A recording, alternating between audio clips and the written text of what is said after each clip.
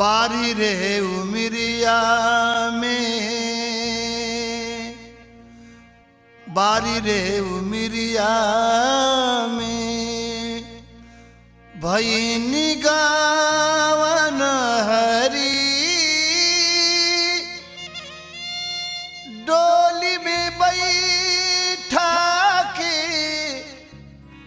कैल लोग बाहरी। बारी रे उमरिया में,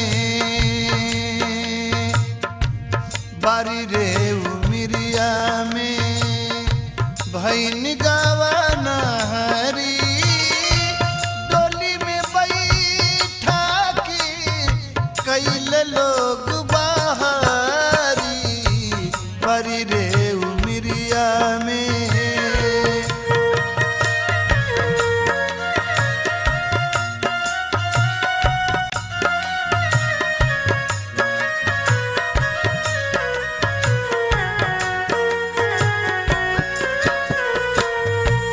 अब हिल जननी ना का होला गवना,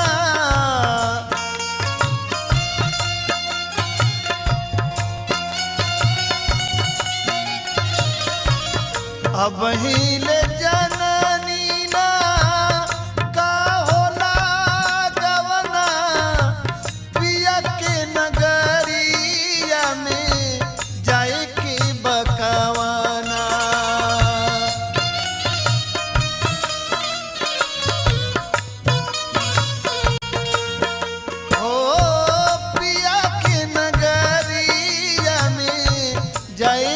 बकवाना जीवा डराला सुन के लम्हार